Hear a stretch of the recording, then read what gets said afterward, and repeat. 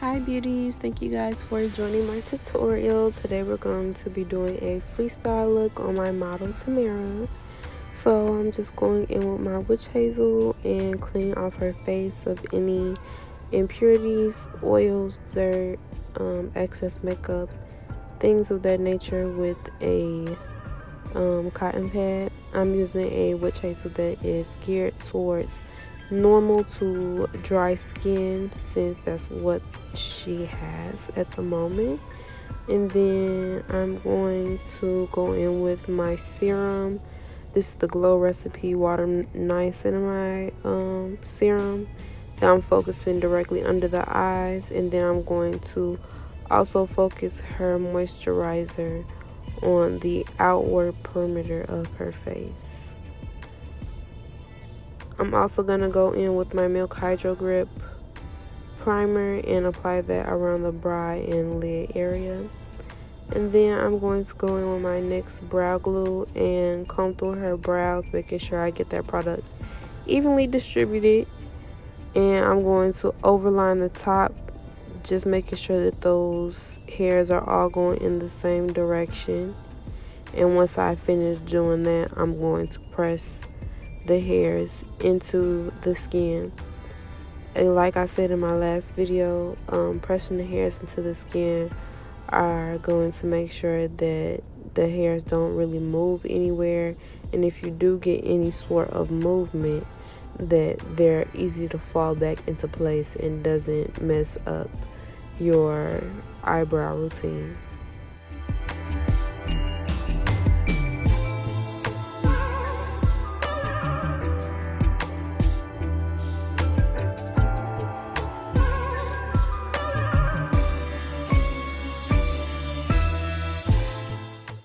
So now I'm going to dust some of my Ben Nye Neutral Set translucent powder on top of the brows, just to make sure that we lock in that glue.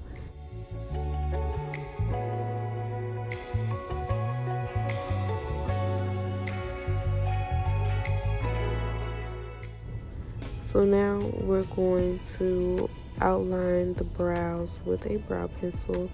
This is one that I'm trying out from my vendor for Forever Rain Beauty Collections. So let me know how you guys feel about these brow pencils.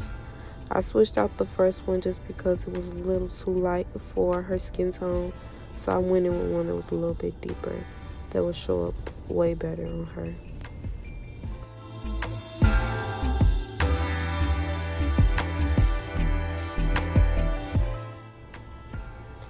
So once you start getting to the front of the brow, you want to make sure that you're using upwards hair-like motions so that you can maintain the hair looking very natural. And as you can see on the other brow, it's not completely lined out perfect, but whenever you're doing the brows first, you do have a little bit more leeway to be less precise, make some mistakes, or even if you're in a rush doing things, you're able to clean it up with the concealer, rather than whenever you do brows last, you're not able to make as many mistakes along the way.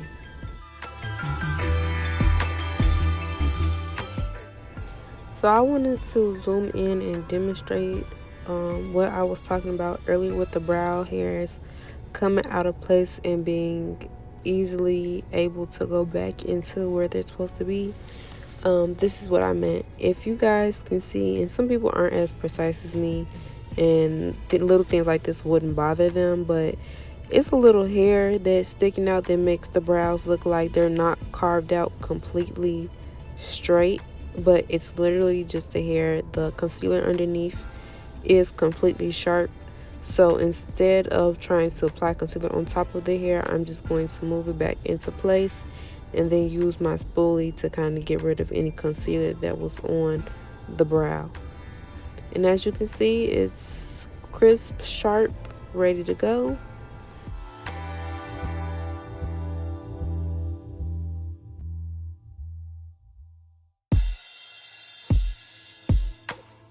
So of course I'm just going to outline the brow starting at the arch. Once you start at the arch, you're kind of able to make sure you're not going too far up on the brows, and make sure they really carve out nicely for the natural brow shape of your client.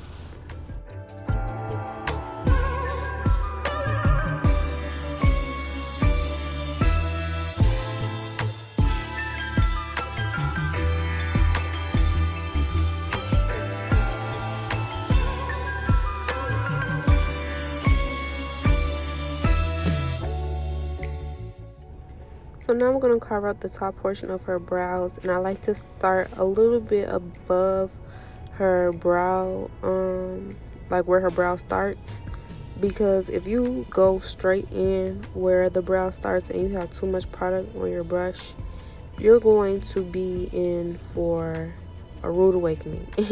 You will have so much concealer in your brows whenever you go in to blend out that product. So it's very important to make sure that you're starting a little bit above where the brow hairs or your brow product starts, so you don't have any problems once you go in to blend out that product. And as you can see right here, I do have a little bit too much product around that area even still, so I wiped some off onto my wrist to get rid of that excess. I'm also going in with her foundation shade. This is going to allow me to be able to test out the shade before applying it all over her face as well. So now I'm going in with my P. Louise base, and I'm going to apply that onto the lid.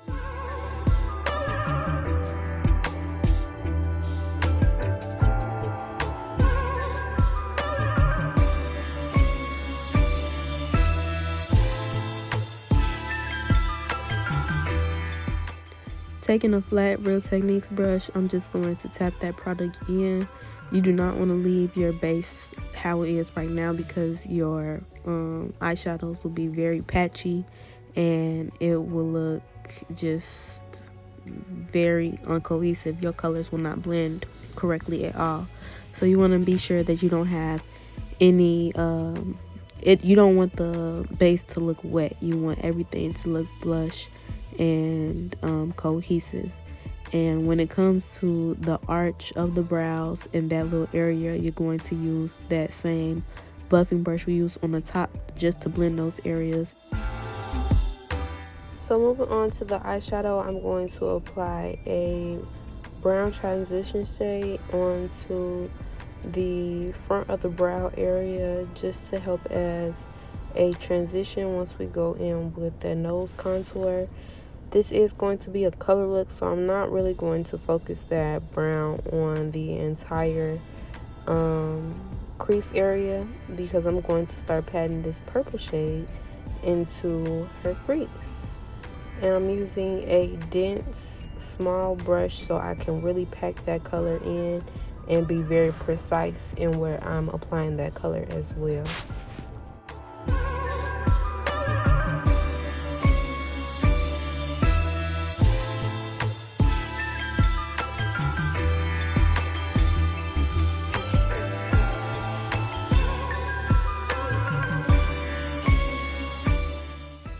As I approach the front of the lid, I'm going to make more circular motions just so I can begin to diffuse that purple shade a little bit.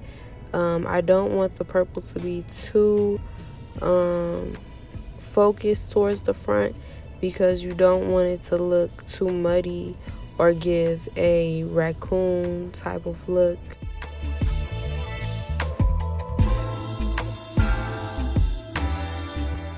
Just make sure that you guys are really blending out your products and making sure that it's a seamless blend. Once I start to get that purple shade exactly how I want it, I'm going to go in with a light pink shade and use that as my actual transition between her concealer and the purple shade. This is going to give a very warm and diffused look to the purple without taking away that color or adding a brown and making it look muddy. I'm also going to blend that pink shade in with that front brown, light brown shade that we had, so it all comes together and looks as one. It'll look really good once we go into our nose contour, and it'll look very seamless and put together, snatched. just real cohesive. You know, I say that a lot, but you know, that's what makeup is, blending and cohesion. Like, you want it to be all seamless. But I'm just going back and forth with the eyeshadows to make sure that I get that blend exactly how I need it to be before I move on to doing anything else. Sometimes you might lose that purple shade, so I'm just going back in.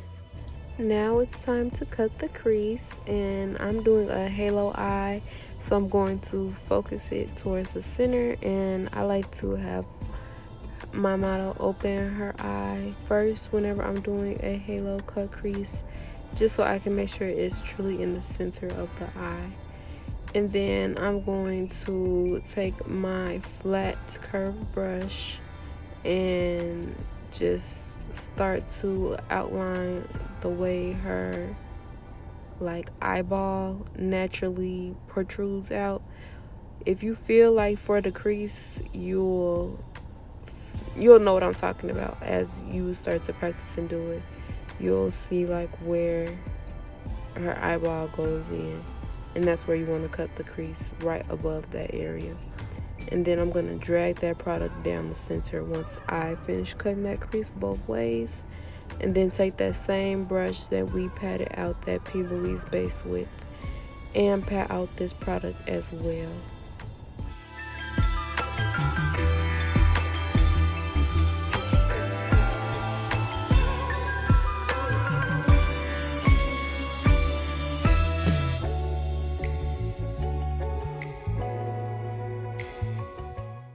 Once we tap out that product, we're going to take that purple shade and we're going to go on the outer corners and make sure that we are pressing that product in there.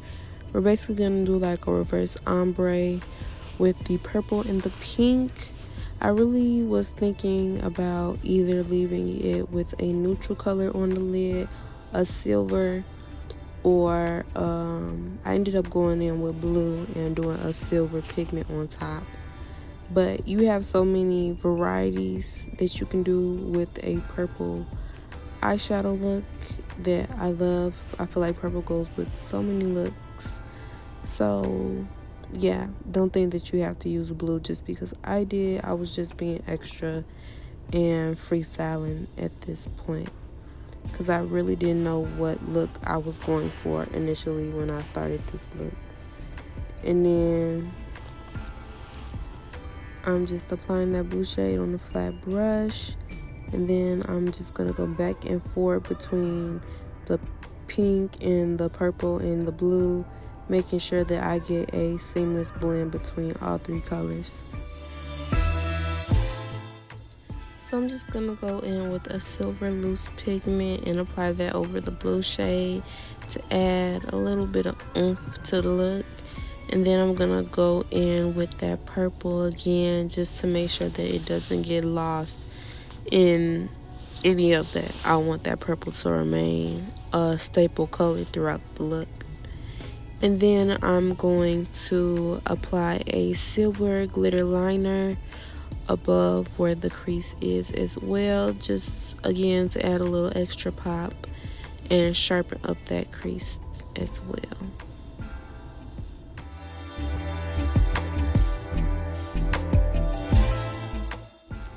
So when it comes to applying liquid liner, you want to make sure that you're using a applicator that has a long wand. I love to use applicators like that have a long wand, just because it makes it so much easier to get into that inner corner. I'm not really doing anything. My brush is literally doing all the work for me, which is amazing. This one is the Essence, I believe it's the 18-hour liner, and it's only like $3, so it's really affordable. And then I'm gonna go onto the face and dust off any of that loose pigment that might have been on the face, and apply some of that Milk Hydro Grip underneath the eyes, just to make sure that what we apply under there is going to stick, since we have been doing a little bit of wiping on the face.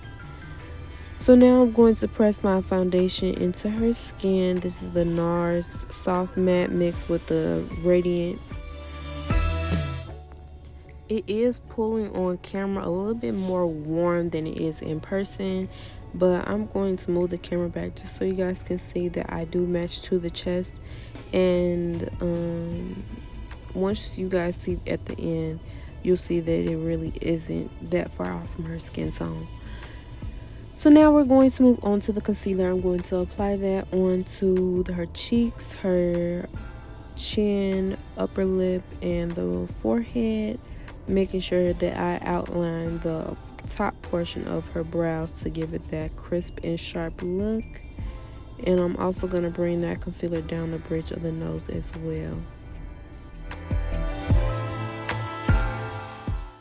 Now it's time to blend, and I'm going to take my Real Technique setting brush and just start at the outer portions of the face, since we did use a deeper concealer, and work my way inwards towards the lighter concealer, and that's also where you're going to find more product at.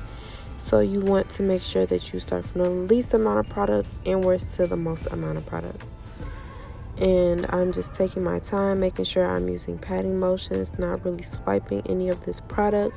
By pressing this product into the skin, you can see it's still maintaining a skin-like finish. It's not looking too cakey, too crazy, or anything like that.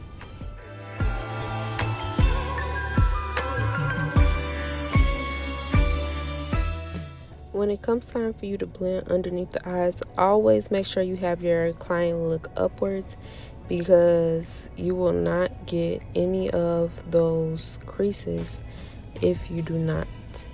When they look upwards, the skin will be smooth. You're able to blend it out, but once they look back down, it's really going to settle into the creases of their skin.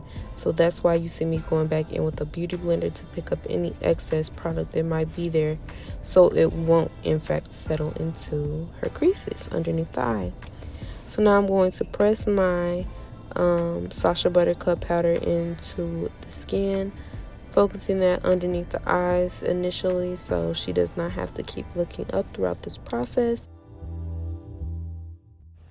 So now I'm going to start working on her contour. I did contour the hollows of her cheeks and her forehead. On her cheeks, I did raise it a little bit higher because she has high cheekbones, so I want to emphasize that.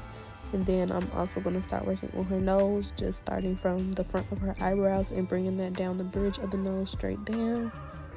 I'm not going to snatch it too much, just because, again, I want this to be not similar to my last look, but this look, I'm going more for, like, you know, model-esque type of look. So, you know, they are more on the natural side. As you can see, the nose is going to be still snatched regardless, but we're not going for the needle point nose contour, if that makes sense. You do you when you recreate this look. You do what you want to do.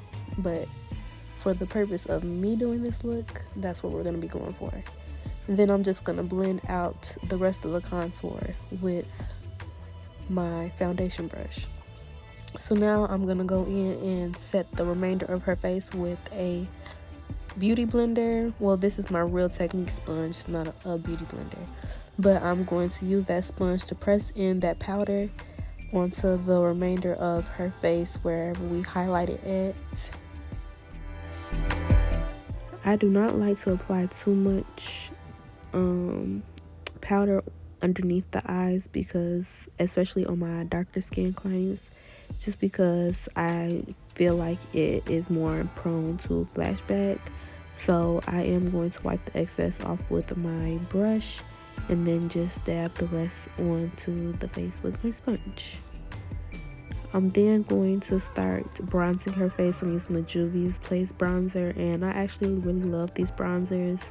They look amazing. They add such a great warmth to the face. It's almost like it adds a blushy tone to it too, so whenever you go in and add your blush, it just goes together so seamlessly and smooth. It looks very nice together. If it sounds like I'm whispering, it's because my baby is asleep next to me, so y'all bear with me. But I'm just going to build up this contour with my bronzer. I say bronzer. But I'm just going to build up this contour with the bronzer. And then I'm also going to take that same shade and use that right over her nose contour with a eyeshadow brush.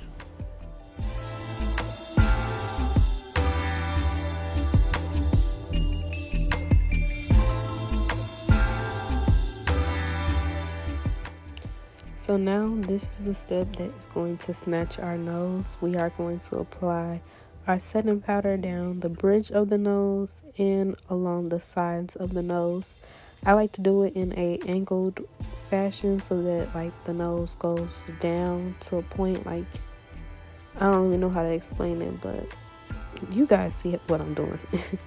And I'm also adding in my blush right here. As you can see, it just looks so good. This is the Anastasia blush, Anastasia Beverly Hills.